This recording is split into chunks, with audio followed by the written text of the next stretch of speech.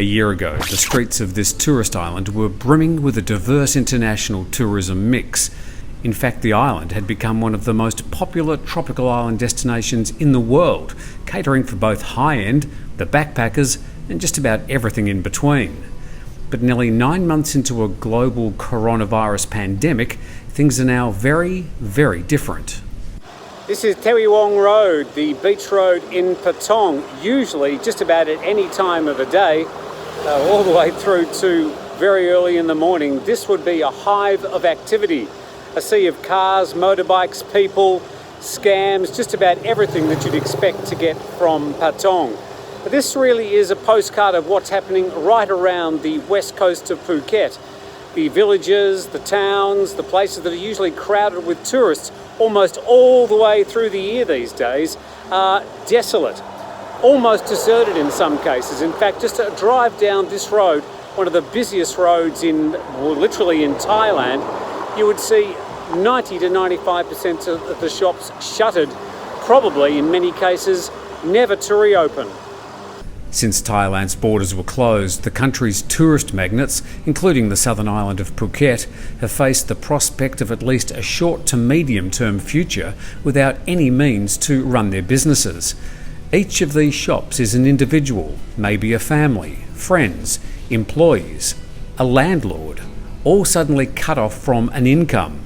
Their sin? Choosing to run a business and pay hefty rents for the pleasure in areas where tourists wanted to visit.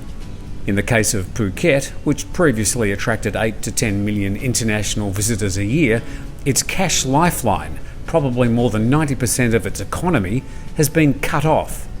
The Thai government has had a round of cash handouts for people losing their jobs, but in many cases these have either been negligible and in some cases never even turned up. Either way, none of the government's stimulus has been able to do much to help the island find a new pathway to reopen all these businesses.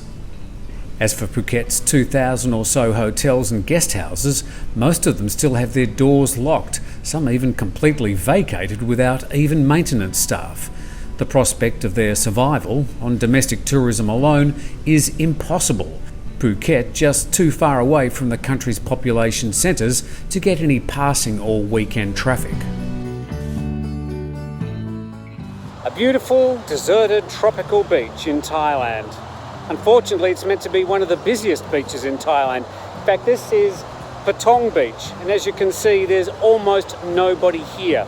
We're at the height of the day, it's about 3:30 in the afternoon, and any time during the year, this would be packed with people, tourists and a few locals, enjoying one of the best-known beaches in Thailand. But as you can see, this is a barometer of what is happening to Phuket. On the east coast, it's quite busy where the locals live, but on the west coast, the tourist towns facing the Andaman Sea are also facing extinction. There are no tourists, there's no business, and there's no prospect of things improving anytime soon. The island's east coast, where many of the Thais live and the established families have their businesses, have burst back to life following the lifting of lockdown provisions in May and June this year. But a drive along the west coast towns looks more like the set of a dystopian Hollywood set, bereft of tourists and locals, and empty streets lined with row after row of shuttered shops. This isn't an exaggeration, this is how it is, and it's been like this for months, with little hope of the situation improving anytime soon.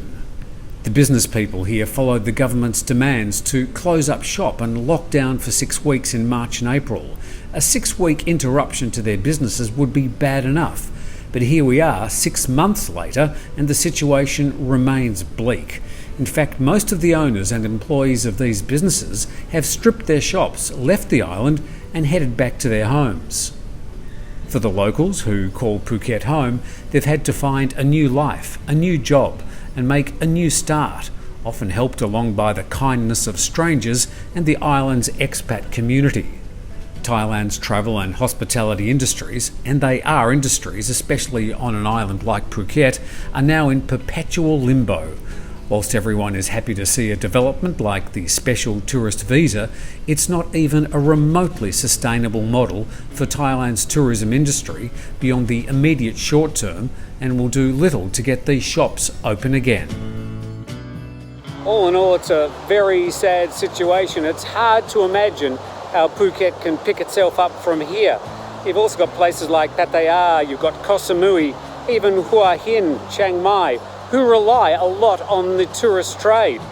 Until Thailand does open its borders, places like this will remain, well, almost deserted, a mere shadow of their former self.